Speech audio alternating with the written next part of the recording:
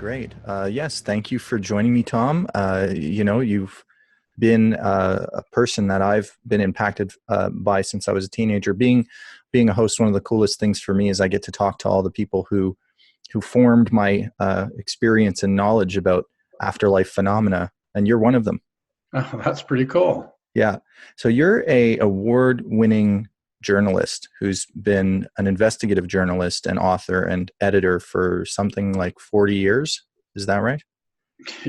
43, actually. Wow. Okay, that's cool. Because this week I've been meeting a lot of young people that I get to say I've been doing something longer than they've been alive. But now the tables are reversed. Yeah, I feel young again suddenly. I'm getting up there. Well, and I've looked at your list of accomplishments, and in addition to all of the editing that you've done and the publishing that you've done, what's interesting to me is you have a myriad of books and articles, and only one of them out of all of your work has anything to do with the paranormal, it seems.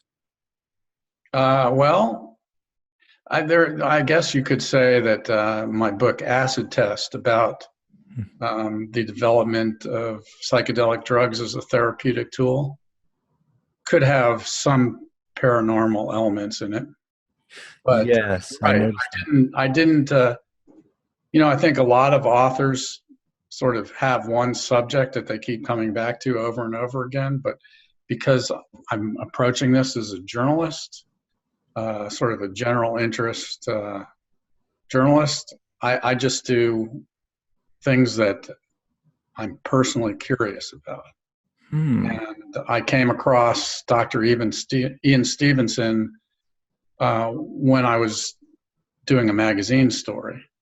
And I just found him I was actually doing a magazine story about Dr. Brian Weiss, a psychiatrist who believed that when he was regressing his patients to sort of deal with some problem that they had, that they were going back to actual past lives.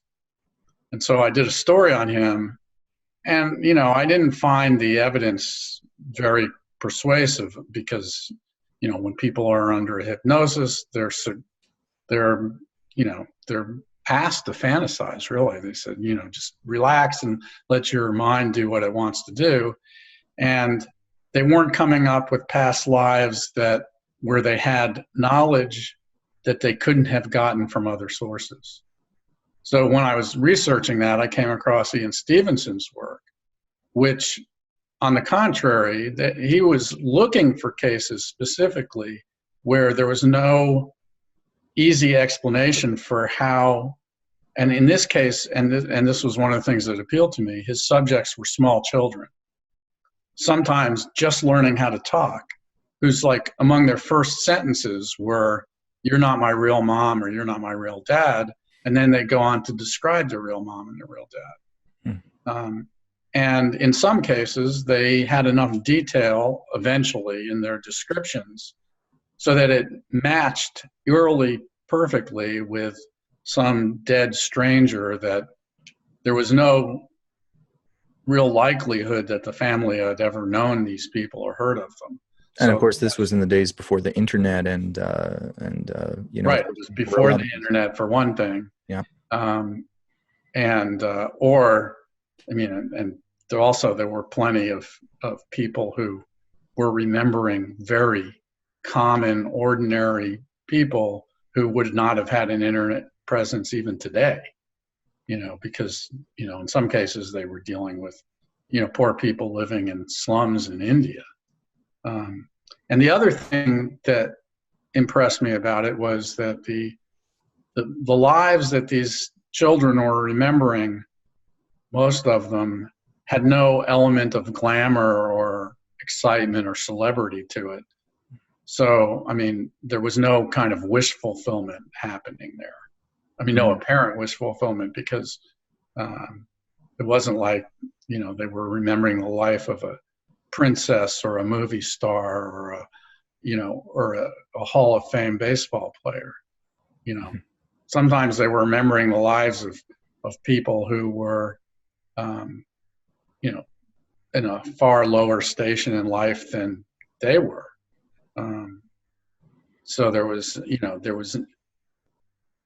what Ian was doing was he was trying to rule out certain obvious motivations for coming up with these stories falsely, either through fantasy or wish fulfillment, Right. or fraud, or intentionally misleading people. Hmm. Yeah. So, so Just to go I, back to I that. just got completely interested in that, and I called in up at the University of Virginia. I mean, when I came across his work, I didn't even know if he was still alive. Hmm. So, I called up the university, and he actually answered the phone. And his first impulse was to say, I don't want publicity, because the only people I care about persuading are fellow scientists. And anytime you get a popularized version of this work, it only causes me more headaches. So going back to Dr. Stevenson, he was a Canadian originally, like me. He grew up in my city, Montreal, and he graduated from McGill University in. Do you remember if it was psychiatry or psychology or both? And he actually went to medical school after that in New York, and became a psychiatrist.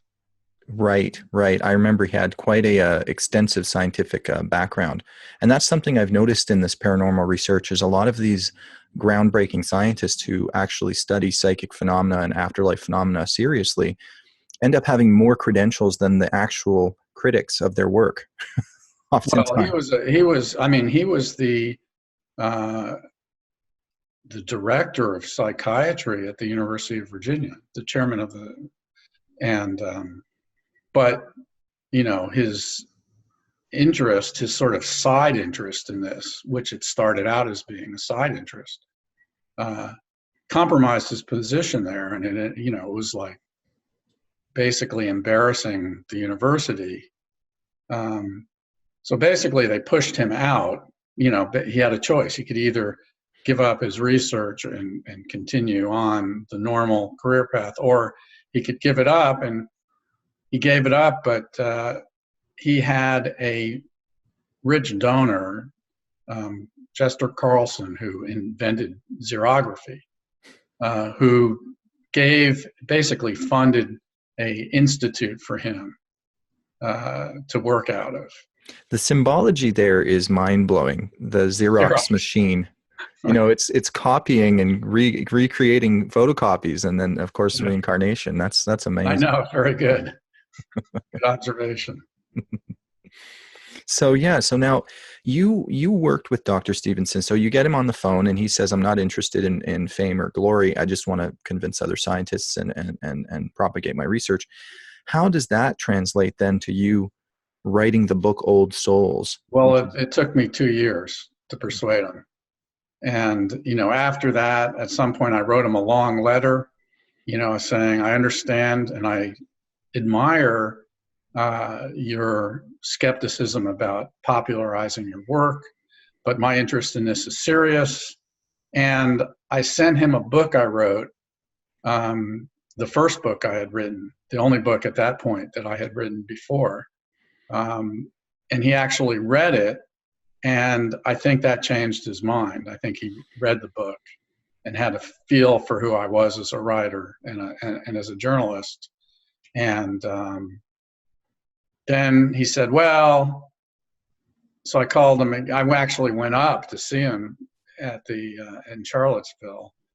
And he said, well, maybe you can come with me. I mean, I'm not sure I'm going to even do any more. I've, promised my wife I wasn't even going to do any more research trips, but I might do like one more sort of valedictory pass in India and in Lebanon. And, if that happens, you can come with me. And so that's what we ended up doing I believe it was in 1997.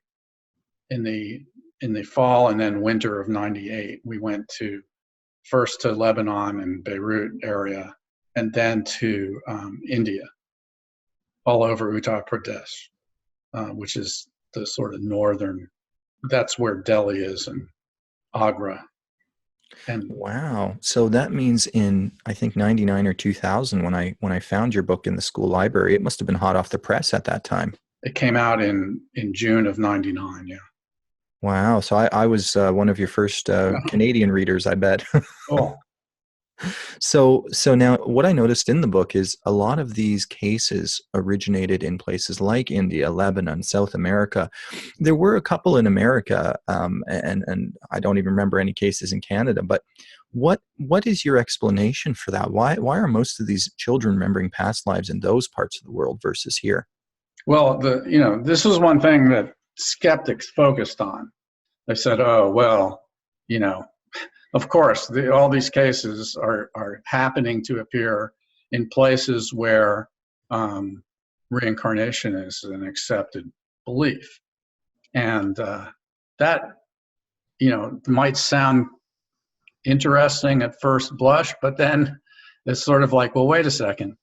If the cultural belief in that reincarnation is real could cause these cases to be manufactured, then why would the absolute cultural certainty that reincarnation is not real have the possibility of suppressing cases that might exist? And in fact, my son used to say when I was a daddy, and I treated it as a grammar problem.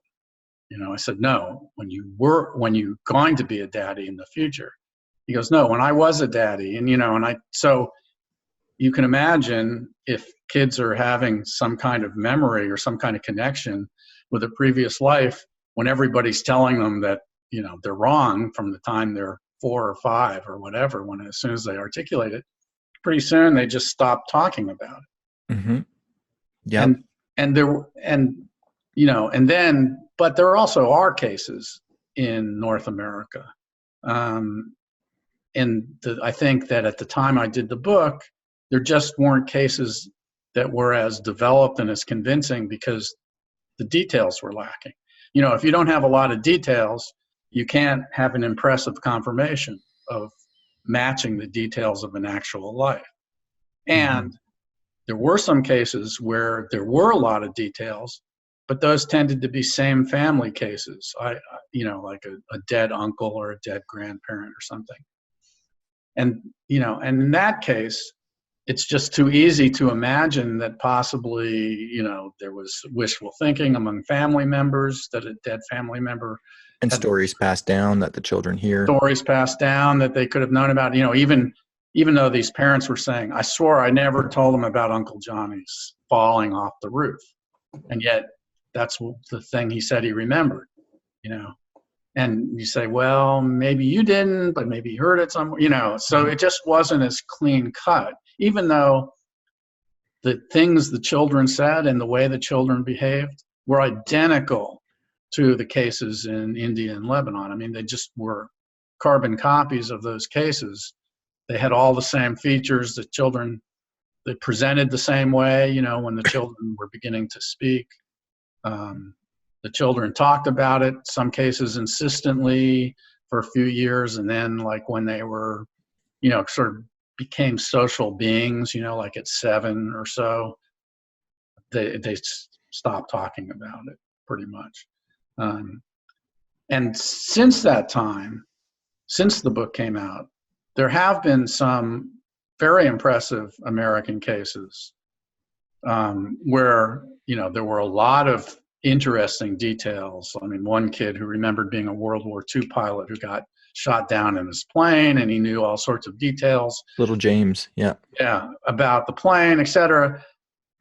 And unfortunately, those cases were muddied by the fact that the parents realized that this was something that could, get them a lot of attention. And whether they wanted it, they claimed that wasn't why they did it, but they were, they wrote books that's sold, so it creates this motive for doing it other than getting the truth out, which I'm not saying that that's why they did it, but just if you're studying it and you're trying to eliminate all possible normal explanations for how this occurred, it just muddies the waters and it makes it less clean cut. But some of these cases that that came up in India were actually, every time there was a theory about an alternative explanation,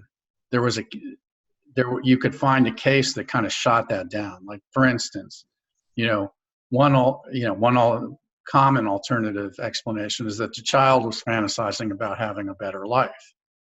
And so I have these dumpy parents in this crappy little house, and but as I said, some of the cases were the reverse, where people who were living pleasant middle class lives were remembering, growing up in a slum somewhere, and people who had wonderful parents were remembering having abusive parents. So so there goes that one. The fact that another theory was, well, maybe parents are sort of encouraging the child and feeding him information, not even consciously for fraud, but because the parents liked the attention, that it brought them in the community. Well, then we run into a family where, they didn't want to talk to us. They were like basically trying to slam the door in our faces. And then when we finally got to talk to them, they're saying, well, when this came up before, that this caused our family all kinds of problems, and we haven't really recovered from it yet, and we can't write about it, and we don't want to talk about it, etc.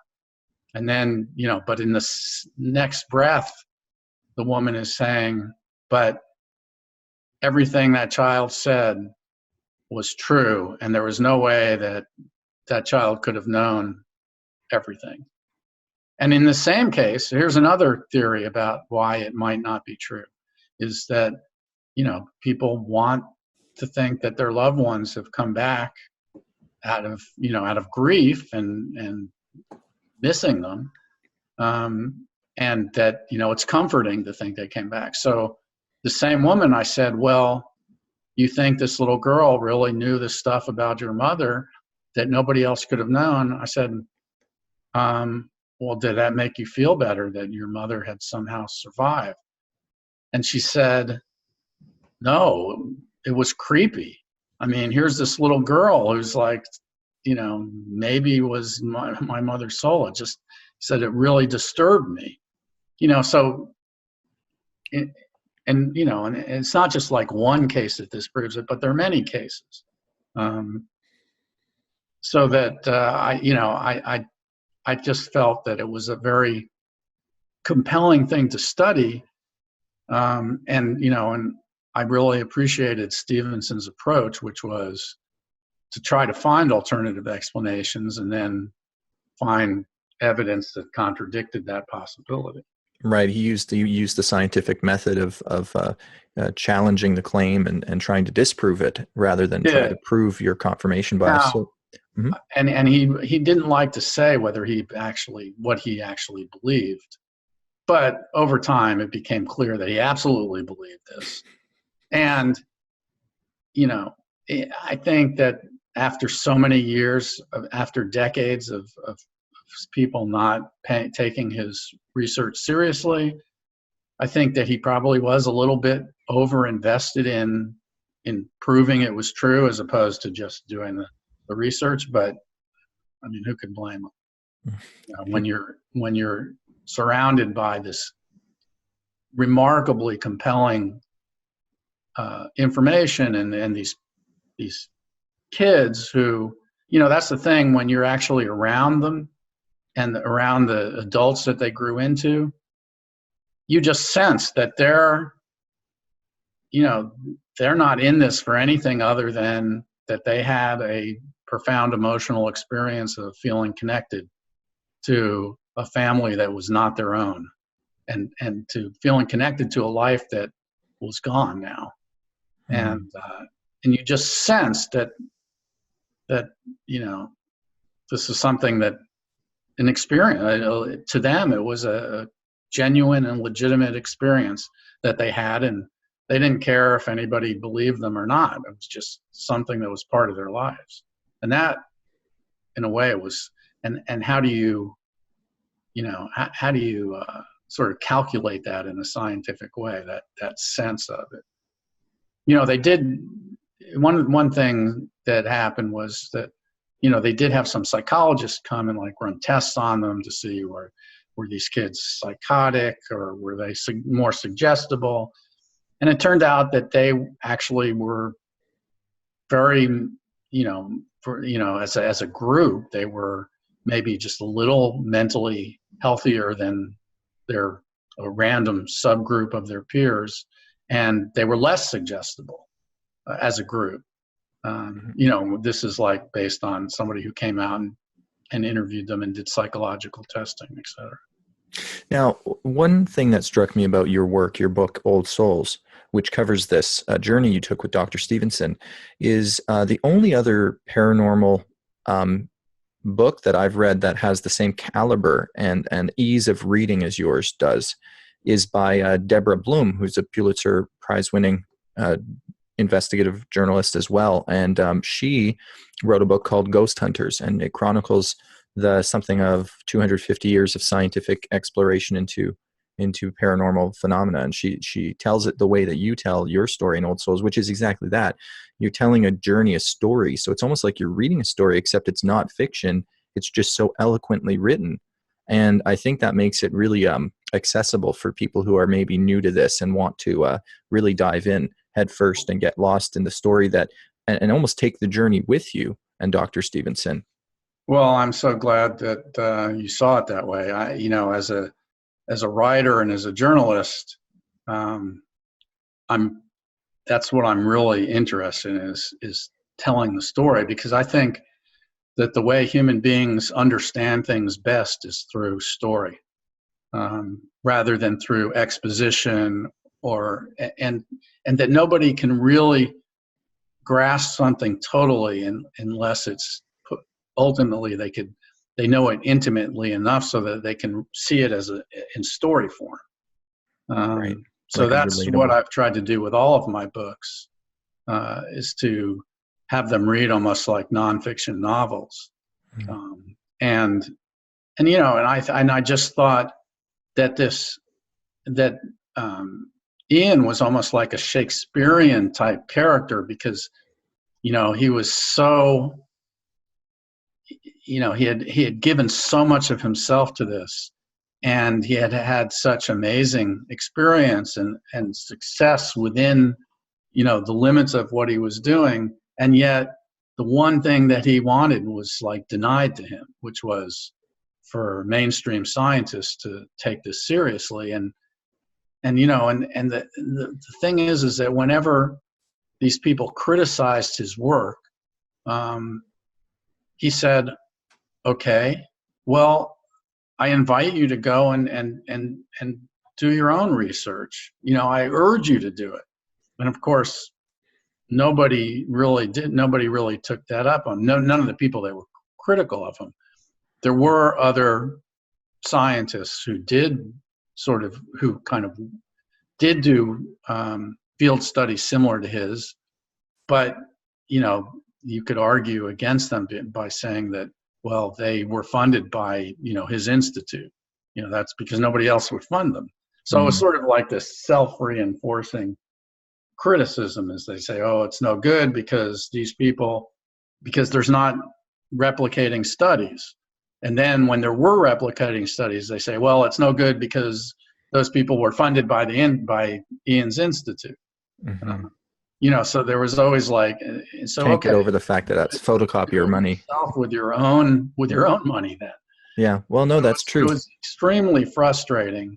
And in fact, I don't know if you remember this, but Old Souls begins with a scene where the moment that, really sort of broke my heart in a way was, we were like caught out in the middle of nowhere in the middle of the night, and we're driving along, and he starts, talking, and I'm asking him all these questions about, what the skeptics think, and he turns to me and says, you've seen what we're doing. Tell me, why aren't mainstream scientists taking this seriously? and he was like asking me that, like I could tell him. So that was a really moving moment. And there was, I'm afraid that he died without really feeling that he had accomplished what he was hoping to accomplish. Mm-hmm. Mm-hmm. Yeah, that's really insightful, and in a sense, like you say, very Shakespearean. Is this sort of tragic tale of a hero who's dedicated. Now, but going back to what you were saying with these experimental protocols, so there are some ways that we can objectively start to try to test the memories of children who claim to have past life experiences. One that strikes me that was really cool was a parapsychologist went to a child who claimed to be a certain person from a past life, and that parapsychologist had looked up that individual who had died previously and compiled something like 50 photographs of random people who even looked similar to each other, and only one of the photographs in this set was of an obscure person that did know the individual from the past life, like a cousin or a friend of the family. And the child every time would pick out the right picture. And that was really compelling as well. Do you remember any of the specific techniques Dr. Stevenson would use? Yeah, well, he did show pictures, like he did use techniques like that. I mean, he did show pictures. He actually witnessed some identifications where a child was meeting a alleged previous family for the first time, and where they identified people by name. So he brought these children to the previous family, yes, and the child's never been there. Yeah, right. They can call a stranger out by name. They know the stranger. Yes, right.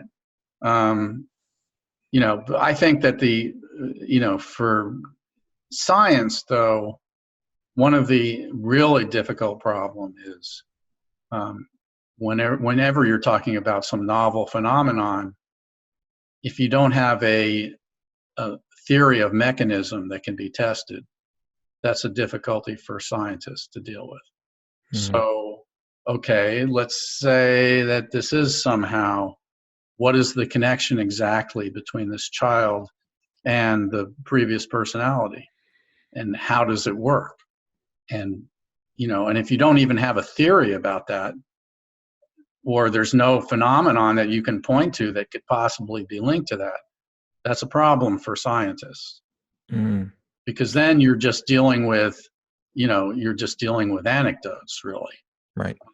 And I personally find that kind of evidence that you're talking about to be very compelling, but it doesn't point to a mechanism for how that is possible.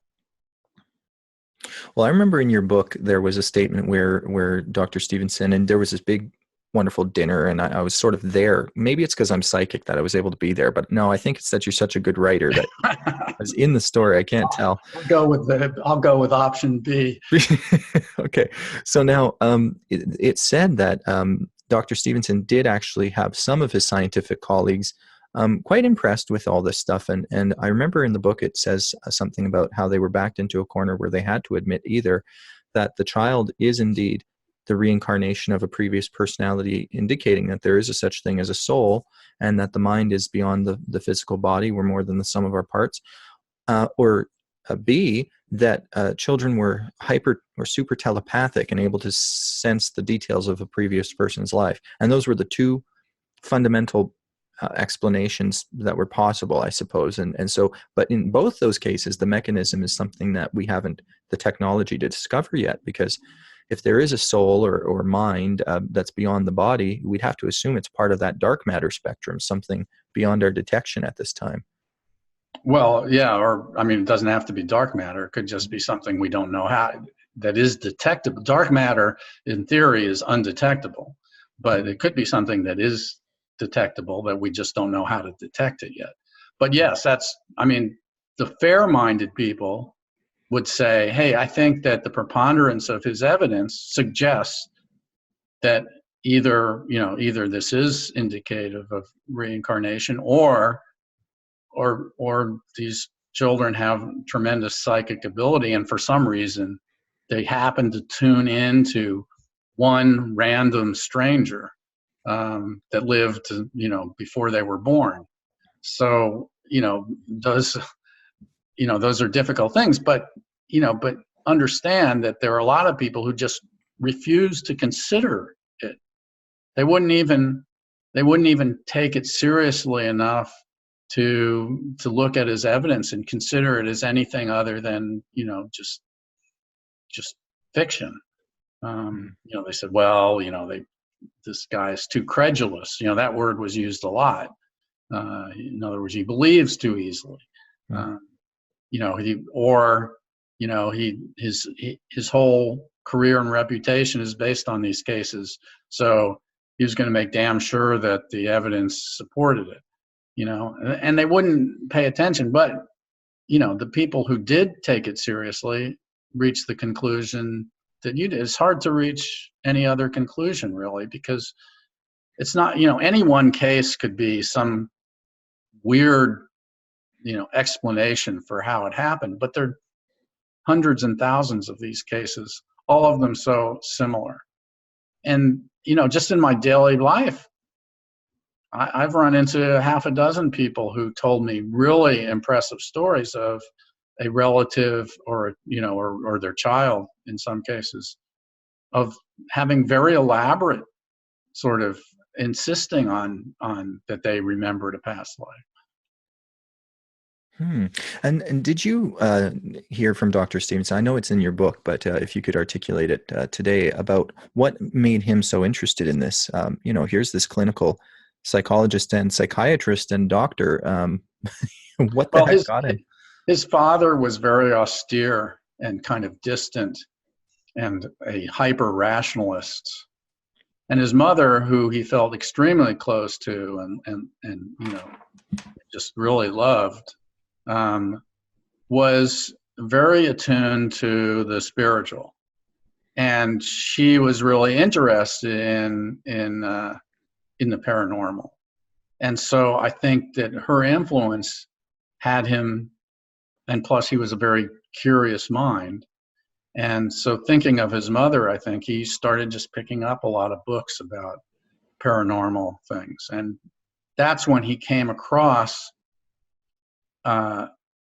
in very different places and couched in very different terms, stories about reincarnation. And he realized, and he had to dig this out of them, because they weren't all presented as these small children began talking about previous lives and they turned out to match real lives.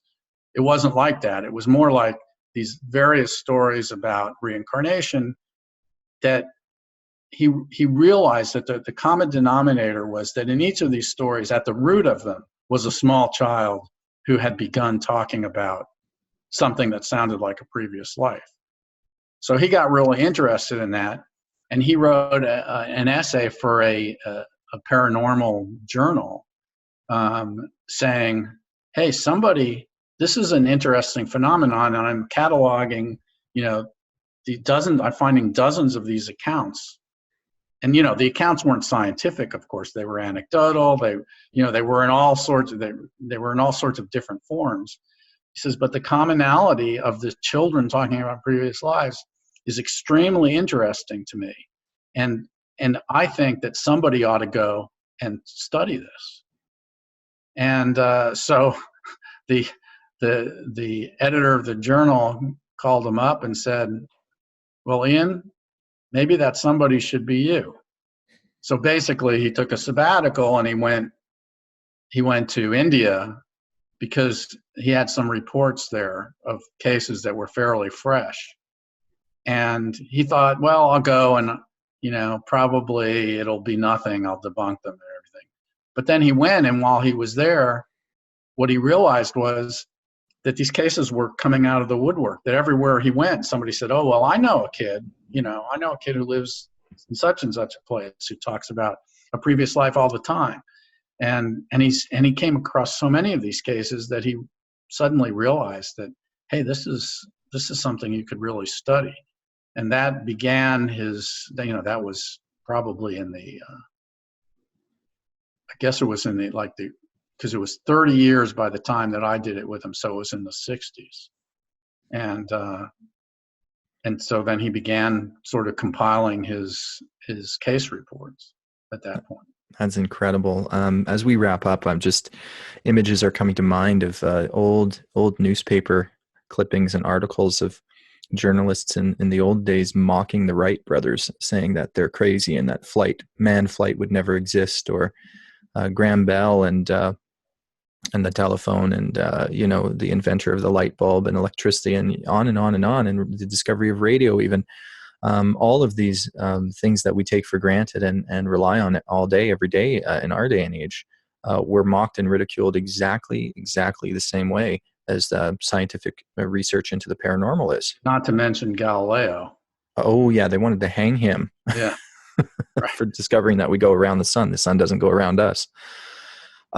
So, as we wrap up, I wanted to say I'm actually really interested in your newest book that I'm going to be picking up pretty soon. I just reordered Old Souls. It's still on the way from Amazon. But you want to talk a little bit about your grandfather? Oh, yeah. Well, my grandfather was McKinley Cantor, and he was a novelist who got a Pulitzer Prize for fiction in 1956 for the novel Andersonville, about the Civil War prisoner of war camp that was so horribly cruel and where so many people died. And I grew up knowing him quite well. As a child, he lived in Sarasota, Florida, and when we were in New York, we'd go down, take the train down there and visit him for Christmas vacations. And then when I was 14, we moved to Sarasota, just like a mile from his house. And so I knew him quite well, but, as I was sort of becoming more aware, his fame was diminishing. So as I became a teenager, I didn't take him seriously because he was his books were sort of going out of style. And he was becoming, his health was beginning to fail at a certain point.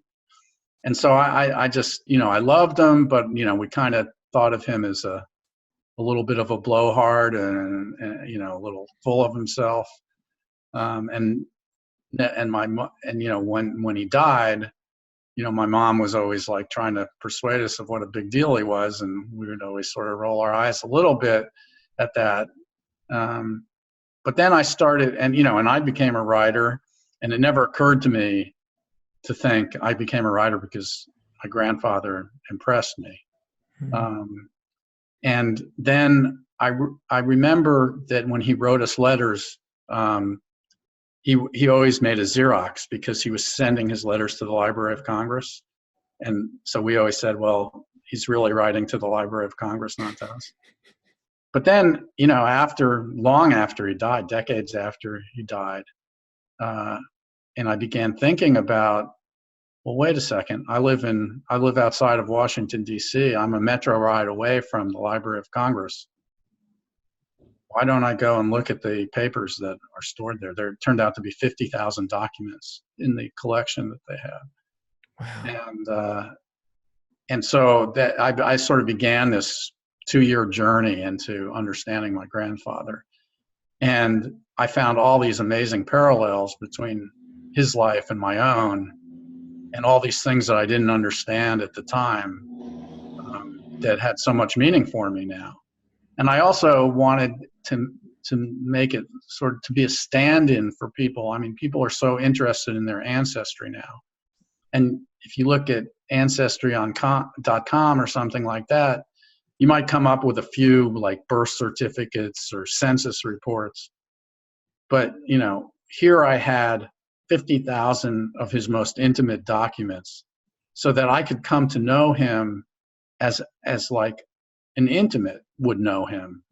And so the idea is, well, what if you could find a significant relative and long after they died, when all the people who knew them are also gone, which is unfortunately at the time when a lot of people get interested in their ancestry, is when all the people who could have told them things about it are gone.